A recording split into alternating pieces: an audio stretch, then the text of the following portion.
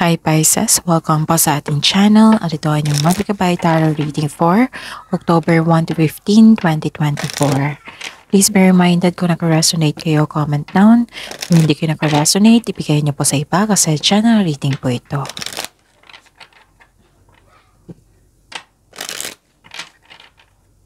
This is for you Pisces ngayong October 1 to 15, 2024.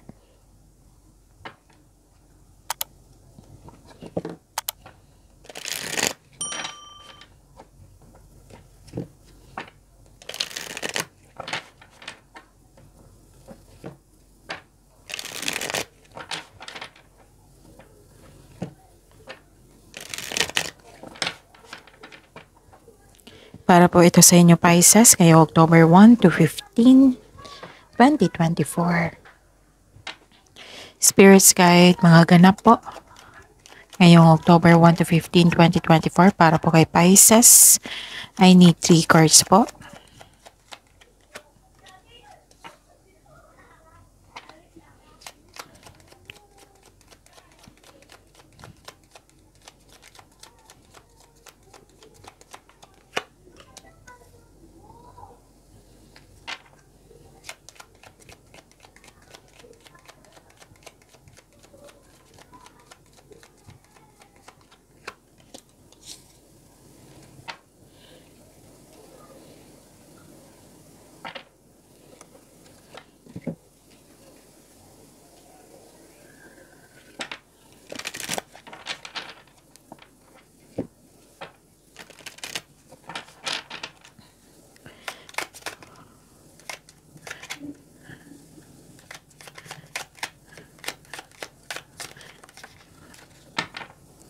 Message. Spirits guides your message please. Para po kay Pisces. October 1 to 15, 2024.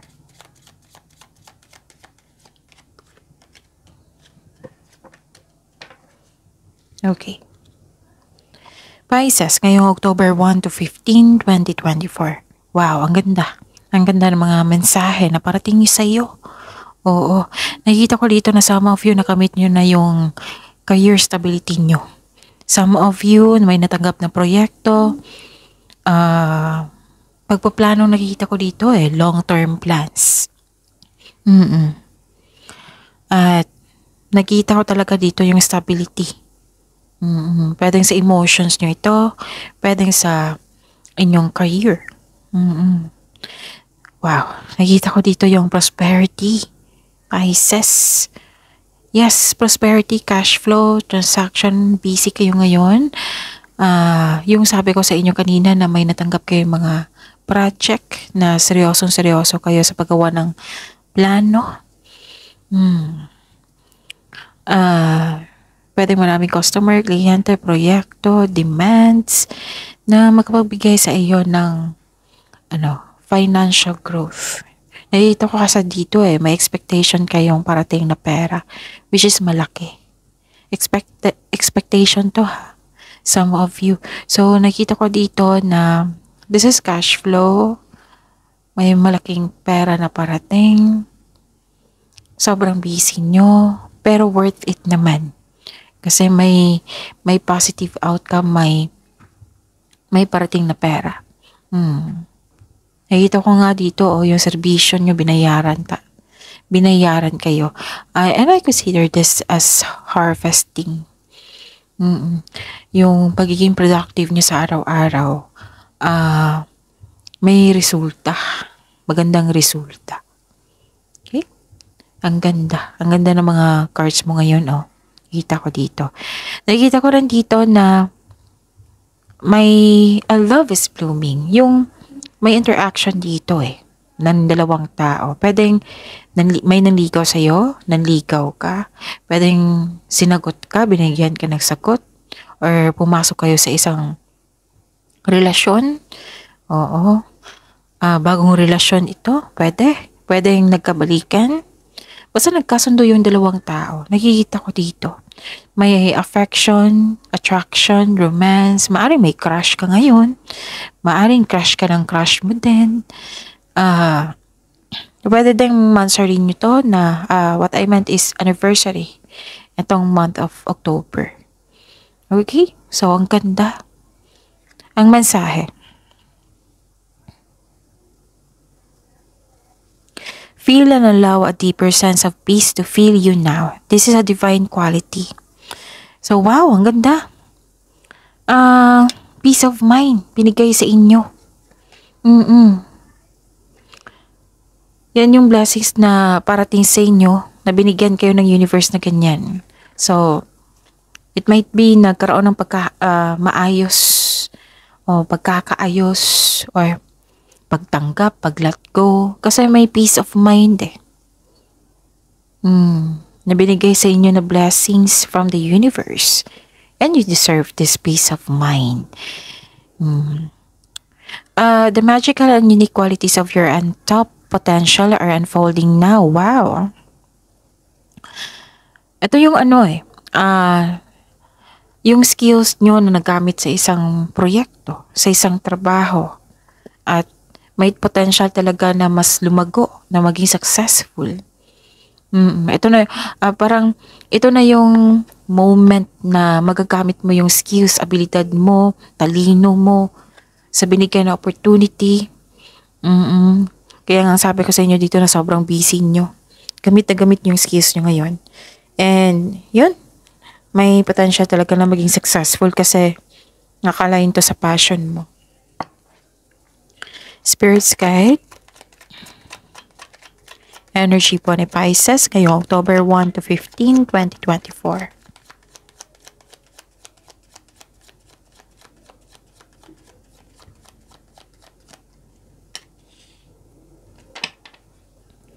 And the clarification of this card po. Okay. This is a daily reminder. Panoorin niyo po yung last 4 days Gabay Tarot reading niyo po para hindi kayo maguluhan, malito, or makalimutan. Para fair din sa mga bagong subscriber natin, Pisces. Okay? Panoorin niyo po yung sunod-sunod na date yung last 4 days.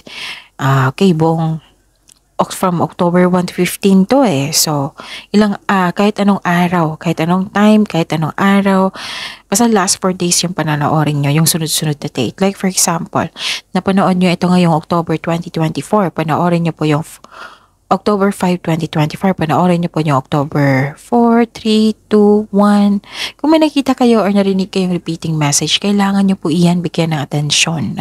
Kung maaari po, bigyan nyo po ng solusyon at aksyon. Again, calling the attention sa mga suki ko dito na Pisces, open na po inyong Monday Gabay Tarot reading for October 2024. May 6 months from now reading tayo at love life reading po. So message me Pisces for schedule. Maraming salamat po. So what is your energy? Pisces, ngayong October 1 to 15, 2024. Wow.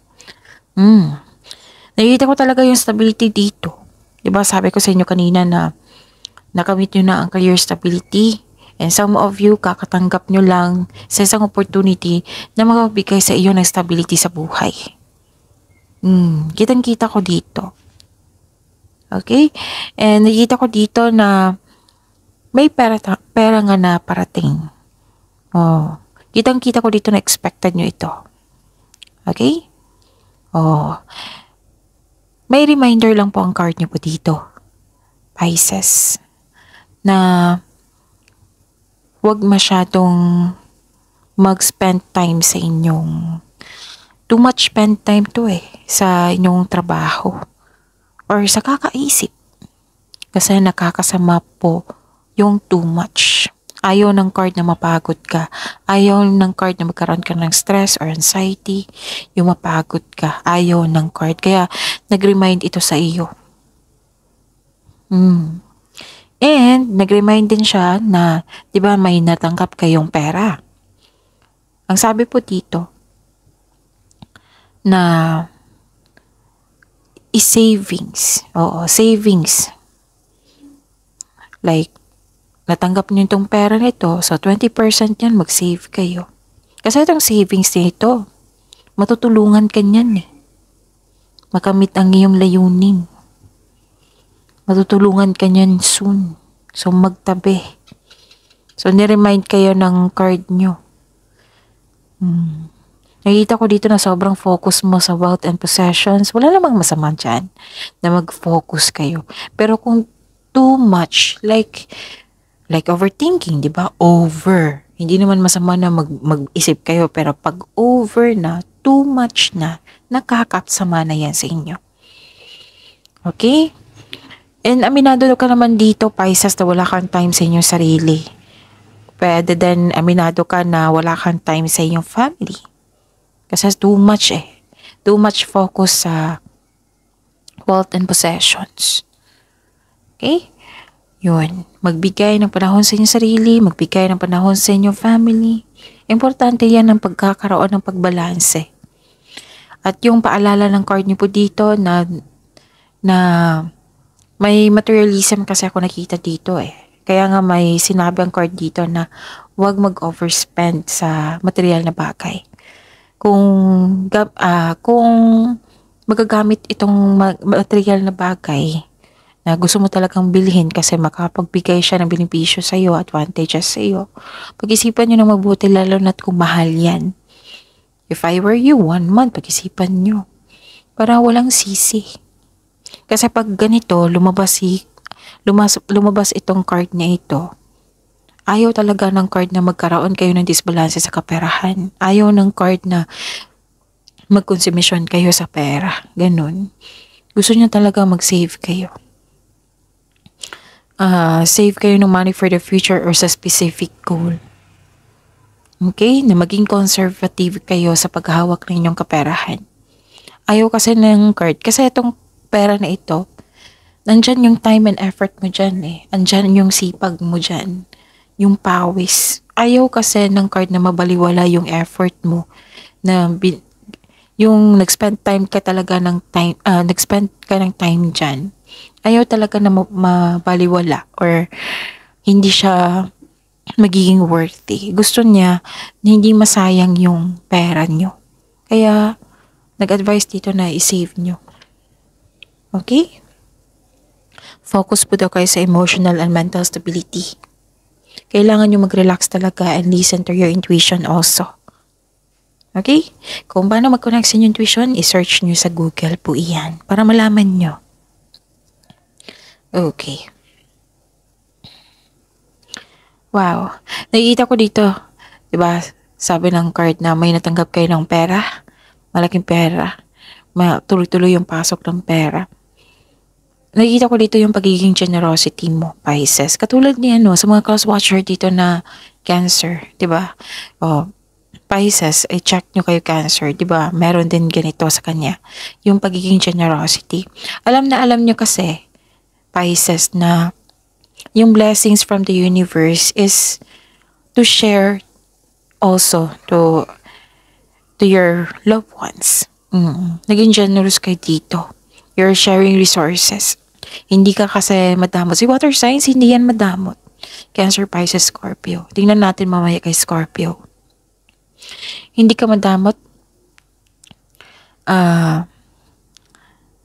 Okay, give back kung kaya mo o may sobra ka. Kung magiging komportable ka sa pagtanggap ng tulong, mas maraming kasaganaan ang dadaloy sa iyong buhay. Okay? Maaaring makareceive ka ng regalo or tulong ngayon mula sa iyong kaibigan, pamilya, partner. So, this is a clarification of your cards here, ha. 3 card na po nagsabi niya na may ma-receive kayong malaking pera. Pwede ring return investment. Ito ay parating na. Kitang-kita ko yung happiness mo dito. And you're happy to share your blessings sa mga malapit sa iyo. May nakita rin akong promotion po dito sa trabaho. And ang sabi ng card dito, natulungan mo po daw yung mga nangailangan dyan na like, hindi nila alam yung gawain nila, tapos kayo alam nyo, yun, i-share mo yung ideas because that is a blessing also. That is a generosity also. Ang ilan sa inyo, mahilig kayo mag-donate sa charity, magbigay ng pre-loved clothes, gamit sa bahay. Wow, ang ganda. Nagkaroon ng pagkakaisa, nagkaroon ng generosity. You're sharing resources and God bless you. Kasi ang galing. Ang bait nyo.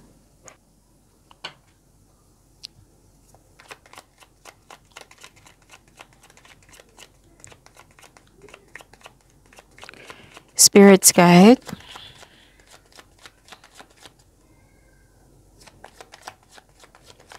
Possible blessings po na ma-receive ni Pisces ngayong October 1 to 15, 2024.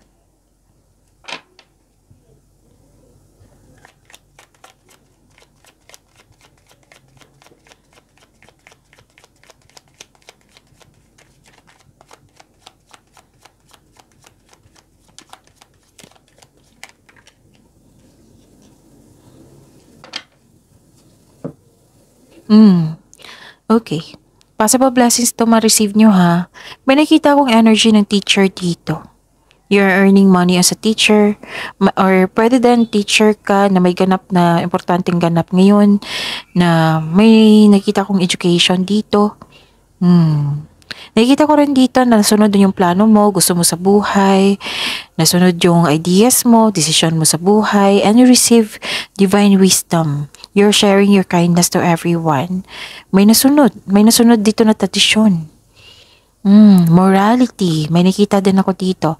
Ang sabi ng card dito, babala po daw sa palaging masyadong mabait. Kasi nakita ko dito may nag-take advantage. So, limit yourself. Pero, itong kindness mo, walang limit yun, di ba? Share your kindness to everyone. Pero, mapapansin mo kung may nag-abusot, so limit yourself. Okay? Posibleng may tradisyon na masusunod. For example, pamanihikan sa kasal. Pamanihikan, kasal. Or, nagpasya kayong mag-take ng board exam, masteral. Or, nagpasya kayong mag-aral ulit, mag-seminar. Yung pagkakaroon ng traditional career path or moving up to the ladder of success. May ganap na ganyan. So yun, may magaganap na kasal, pamanikan. You and your partner have a strong beliefs about romantic partnership. Kaya pala love is blooming dito. So, wedding bells is coming. Okay? Basta may teacher dito, may student din, may concern sa kanyan. Hindi siya concern, hindi siya problema, kundi pag-angat. Pag-angat nyo. Ang ganda. Okay, ano pa?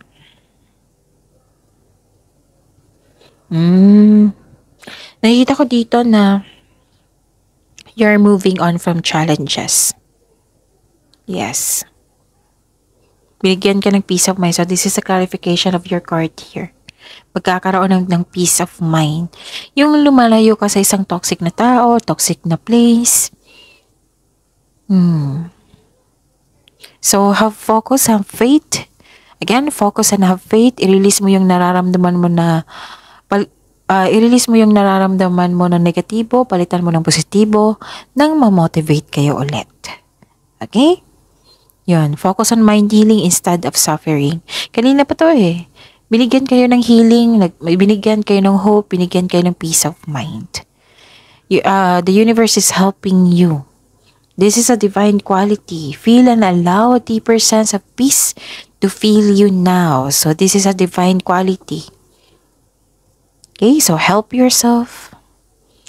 And don't worry kasi tinutulungan ka ng universe dito para magiging okay ka na. Okay?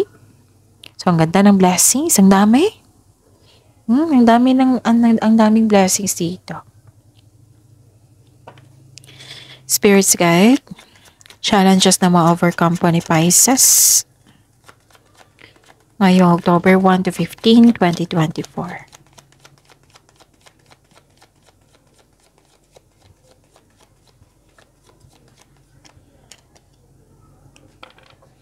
And the clarification of this card po.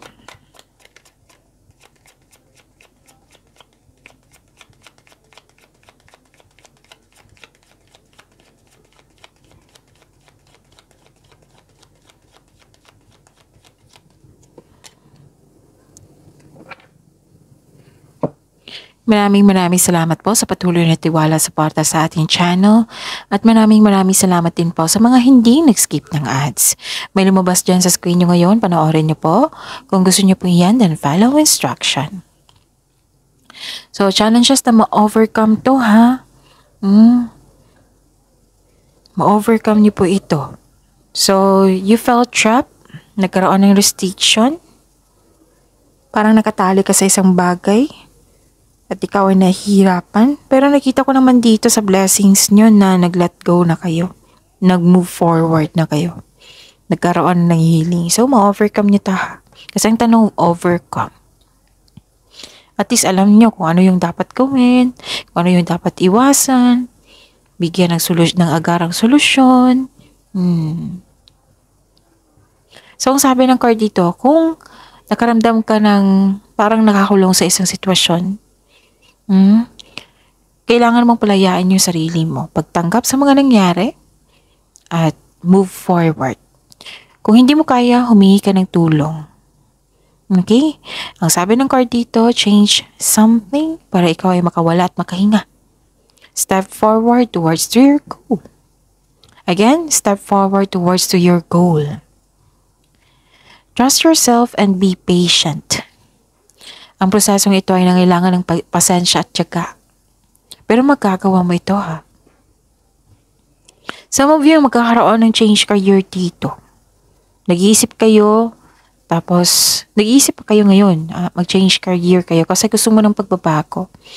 Or it might be, i-change mo yung treatment, ganon. Tapos hingi kayo ng guide kay God para mapalaya mo ang sarili mo sa nararamdaman mong takot ngayon. Okay? And allow yourself to experience love again. Love yourself more because you deserved it.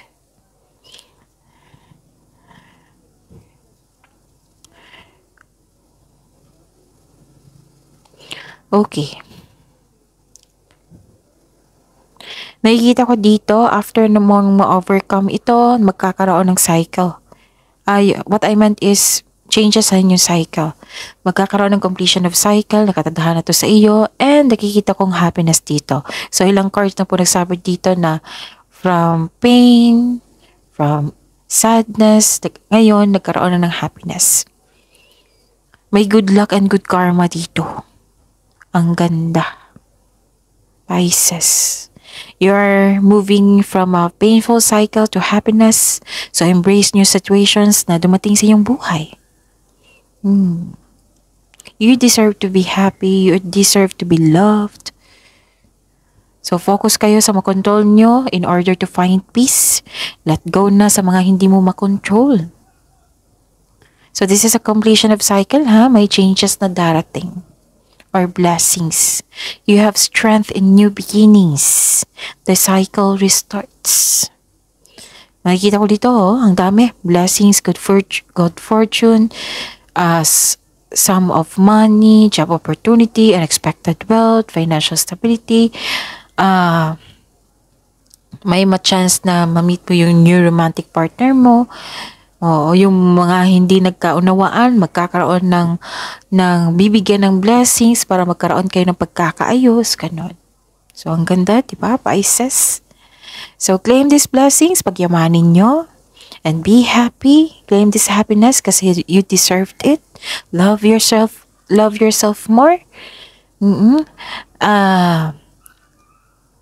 Positive affirmation na kailangan. I am loved, I am blessed, I am healthy, I am successful, I am safe, and so on.